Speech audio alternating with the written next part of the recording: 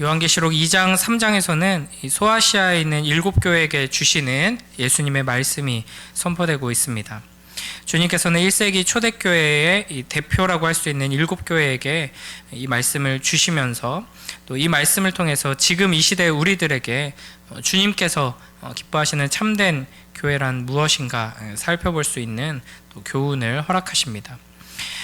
이 2장 3장에 각각의 교회들에게 주시는 말씀은 동일한 구조로 이루어져 있습니다. 먼저 이 말씀을 주시는 예수님에 대해서 바로 앞에 1장의 환상 속에서 등장하셨던 그 모습과 연관해서 예수님이 소개됩니다. 그 다음에 각 교회에게 주시는 칭찬과 책망의 말씀이 이어지고요. 그리고 나서 권면의 말씀과 약속의 말씀이 이어집니다. 오늘 본문도 그와 같은 구조로 되어 있는데요. 우리 먼저 1절 함께 읽어봅니다. 시작. 에베소 교회 사자에게 편지하라. 오른손에 있는 7뼈를 붙잡고 7 금촛대 사이를 거니시는 이가 이르시되 아멘.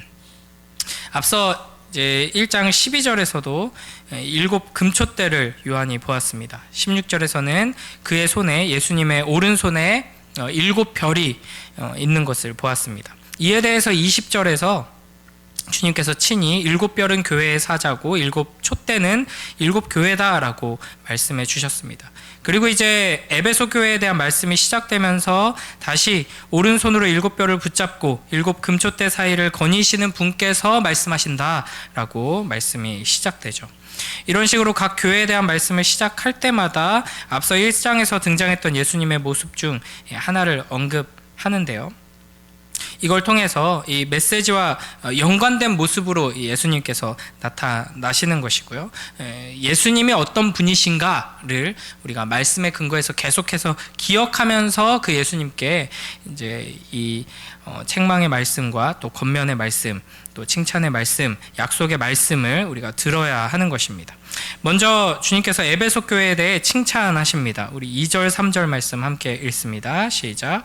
내가 내 행위와 수고와 내 인내를 알고 또 악한 자들을 용납하지 아니한 것과 자칭 사도라 하되 아닌 자들을 시험하여 그의 거짓된 것을 내가 드러낸 것과 또 내가 참고 내 이름을 위하여 견디고 게으르지 아니한 것을 아노라. 아멘. 에베소는 당시 인구가 20만 명이 넘는 당시 기준으로는 아주 큰 도시였습니다. 또 아데미 여신과 또 수많은 우상들을 섬기던 도시였고 이 거대한 신전이 있었기 때문에 많은 사람들이 이 도시로 몰려와서 우상 숭배를 행했던 우상 숭배의 문화가 아주 강력한 힘을 발휘하던 도시였습니다. 이런 규모와 여러 가지 면 때문에 이 에베소 시민들은 자신들을 아시아의 수도다 이렇게 부르면서 큰 자부심을 가지고 있었죠. 이곳에 바울이 3차 전도 여행 때 와서 복음을 전합니다. 그리고 그렇게 세워진 교회에 이후에 디모데, 아볼로, 브리스길라, 아굴라 이와 같은 훌륭한 사역자들이 교회를 섬겼고요. 나중에는 사도 요한이 여기에 와서 사역하다가 이제 반모섬에 유배를 가게 된 것입니다. 주님께서는 이 에베소 교회에게 내가 내 행위와 수고와 내 인내를 안다 말씀하십니다. 그러니까 악한 자들을 용납하지 아니한 것과 자칭 사도라 하되 아닌 자들을 시험하여서 그의 거짓된 것을 드러낸 것, 그리고 주님의 이름을 위해서 견디고 게으르지 않은 것, 이걸 내가 다 안다 하면서 칭찬하시죠. 그러니까 이 시대에도 마찬가지입니다. 그러니까 이 초대교회임에도 불구하고 이미 거짓 선지자들, 이단들 스스로를 사도라 부르면서 그 지위를 이용해서 돈벌이를 하려는 사기꾼들이 판치고 있었습니다. 그리고 하나님의 말씀에 대한 바른 기초가 없는 교회들은 이런 잘못된 가르침과 이단적 사상에 쉽게 휩쓸리고 넘어지곤 했습니다. 그러나 에베소 교회는 이 부분에 있어서 아주 견고한 토대가 있었던 것입니다. 그래서 말씀의 뿌리를 튼튼하게 내리고 악한 것들, 거짓된 것들을 잘 분별하고 이단을 잘 몰아내고 그런 이제 모습을 보였던 것이죠. 바울이 에베소에서 사역할 때 바울은 두란노 서원에서 2년 동안 매일 말씀을 가르쳤습니다. 또 이어서 에베소 교회를 섬긴 사역자들도 탁월하게 말씀을 잘 가르쳤죠. 덕분에 에베소 교회는 하나님 말씀에 근거해서 이와 같은 칭찬을 받는 거짓된 가르침, 이단적 사상들을 잘 분별하고 그와 같은 어려움 속에서 말씀을 붙들고 게으르지 않게 신실하게 하나님의 뜻을 이루어간 교회가 된 것입니다. 그러나 이어지는 4절, 5절에서는 주님의 또 책망이 이어집니다. 4절, 5절 함께 읽습니다. 시작. 그러나 너를 책망할 것이 있나니 너의 처음 사랑하는 버렸느니라. 그러므로 어디서 떨어졌는지를 생각하고 회개하여 처음 행위를 가지라. 만일 그리하지 아니하고 회개하지 아니하면 내가 내게 가서 내 촛대를 그 자리에서 옮기리라. 아멘. 주님의 책망은 한마디로 너는 처음 사랑을 버렸다 하는 것입니다. 우리가 여기서 주의해야 할 것은 너희가 성경도 열심히 배우고 바른 말씀에 근거해서 열심히 섬기고 다 좋은데 한 가지 좀 아쉬운 게 있다라고 하면서 충분히 잘하고 있는데 요거 하나만 고치면 더 좋을 것 같아 라는 뉘앙스로 지금 말씀하시는 것이 아니라는 겁니다. 5절 뒷부분에 보면 이 문제가 처음 사랑을 버린 이 문제가 해결되지 않으면 내가 내게 가서 내 촛대를 그 자리에서 옮길 것이다 라고 말씀하십니다. 촛대가 무엇을 상징한다 그랬죠? 교회를 상징합니다. 그러니까 지금 우리 주 예수 그리스도께서는 교회의 사자, 교회의 별을 손에 쥐시고 그 7 금촛대 사이를 거니시는 분이십니다. 그런데 그 주님께서 이 교회를 없애버리겠다라고 경고하시는 것입니다. 굉장히 무서운 말씀이죠. 실제로 우리는 이제 교회가 있던 지역에 교회가 사라져 버렸다는 소식들을 많이 듣습니다. 오래전부터 유럽 곳곳에 아주 오래된 교회들이 이제는 사라졌다. 거기에 뭐 교회 건물이 뭐 술집으로 변했다, 모스크로 변했다, 뭐 이런 소식뿐 아니라 건물이 문제가 아니라 그곳에 더 이상 예배자들의 모임이 없고 그리스도인들이 없는 지역이 되었다. 이런 소식들을 많이 듣게 됩니다. 실제로 이제 유럽에 여행을 가보면, 저는 안 가봤지만 얘기를 들어보면은 이제 거기서 예배를 드리려고 교회를 가면은 엄청나게 오래된 교회인데 이제 노인 몇 명만 있고 이제 사역자가 없기 때문에 그 교회 입구에 표지판에 이제 언제 설교가 있는지, 평소에는 설교가 없습니다. 그냥 모여가지고 기도만 하고 한 달에 한 번 정도 또 나이 지긋한 은퇴하신 목사님이 와서 돌아가면서 말씀을 전하는 이런 모습이 된 것이죠. 우리 뭐 종교개혁의 선배들이 있었던 그런 유명한 교회들도 그냥 관광지가 되어버리거나 그곳의 화장실이 뭐 이제 젠더 공용 화장실로 지정되어 있거나 하는 모습을 우리가 보게 됩니다. 그러니까 주님께서 촛대를 옮기시면 지금 아무리 많은 사람들이 모이고 큰 건물을 가지고 있고 엄청난 예산을 가지고 많은 일을 하는 것처럼 보여도 순식간에 사라져 버릴 수 있다 하는 것이죠.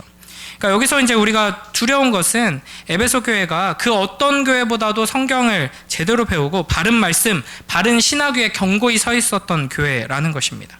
바울, 디모데, 요한이 담임 목사로 사역하며 가르친 교회입니다. 그러나 사랑이 없으므로 처음 사랑의 그 행위를 버렸기 때문에 주님께서는 촛대를 옮기신다라고 말씀하십니다.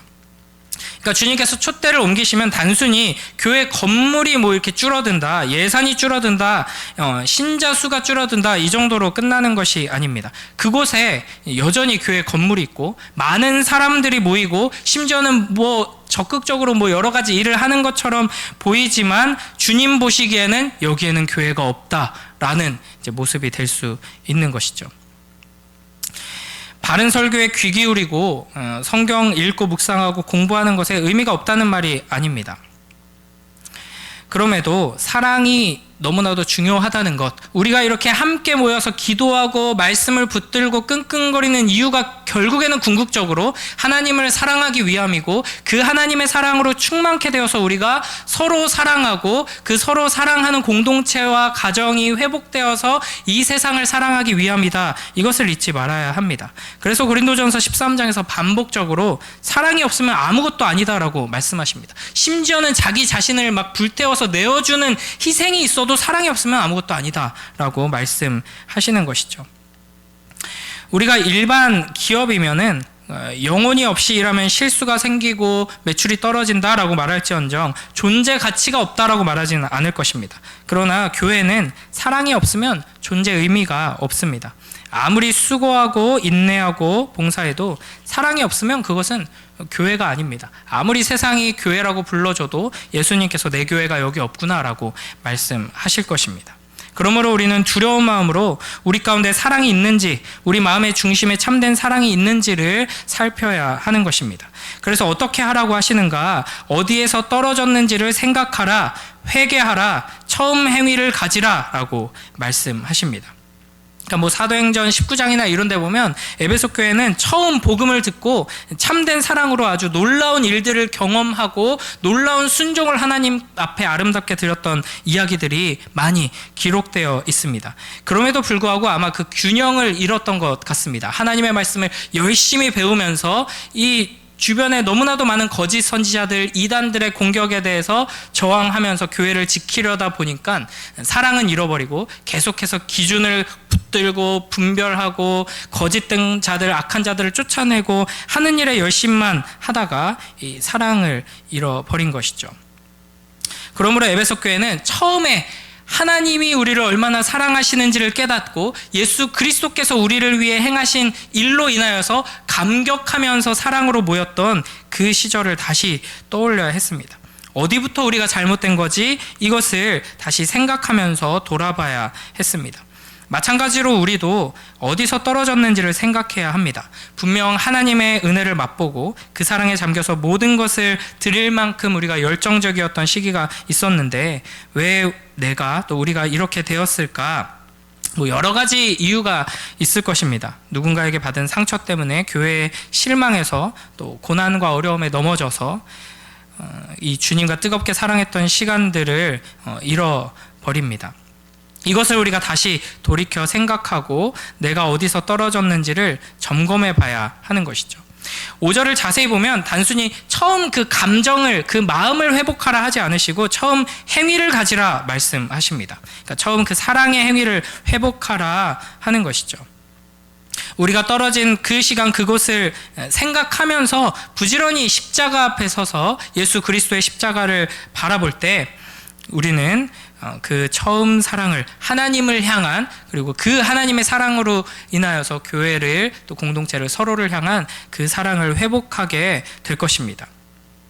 여기서 어디서 떨어졌는지를 생각하라 라는 말은 계속해서 되새기고 기억하라 하는 것입니다. 우리가 어떻게 구원받았는지, 우리가 받은 은혜가 어떠한지, 하나님께서 어떤 사랑을 베풀어 주셨는지를 계속 기억해야 한다 하는 것이죠. 이거는 이제 과거의 우리의 추억들을 되새기는 것뿐 아니라 매일매일 하나님 말씀 붙들고 묵상하는 것을 의미합니다. 그 은혜 앞에 계속 나아가는 것이죠. 하나님의 말씀을 붙들고 묵상하고 계속 읽고 듣고 연구하고 겸손히 엎드려 기도하면서 의지해야지만 우리는 그 은혜로 충만케 될 것이고, 감사로 인한 감사의 삶, 서로에게 사랑을 베푸는 그 성숙한 삶으로 나아가게 될 것입니다. 오늘 주님께서 우리에게 회개하라, 행하라 하는 이 명령을 통해서 결단을 요구하십니다. 복음을 기억하고 복음의 근거에서 자신의 삶을 돌아보며 회개하고 또 단호하게 돌이키는 그 삶의 실천이 있어야 합니다. 하나님께서 우리를 처음 부르셨던 그 시간에 감격, 그 복음으로 충만케 되어서 막 아름답게 섬겼던 그 추억들을 다시 떠올리고, 다시 그와 같은 아름다운 신앙으로 우리를 초대하시는 그 주님의 음성에 아멘으로 화답하면서 다시금 그 은혜의 복음의 감격으로 충만케 되는 우리 모두가 되길 주님의 이름으로 축복합니다. 이와 같은 이들에게 이제 약속을 주십니다. 우리 마지막 6절 7절 함께 읽습니다. 시작. 오직 내게 이것이 있으니 내가 니골라 당의 행위를 미워하는도다. 나도 이것을 미워하노라. 귀 있는 자는 성령이 교회들에게 하시는 말씀을 들을지어다. 이기는 그에게는 내가 하나님의 낙원에 있는 생명나무의 열매를 주어 먹게 하리라. 아멘. 이미 승리하신 예수 그리스도와 연합하여서 믿음으로 예수님을 붙들고 의지하는 이들에게는 놀라운 축복이 주어집니다. 바로 하나님의 낙원에 있는 생명나무의 열매를 먹게 되는 것입니다.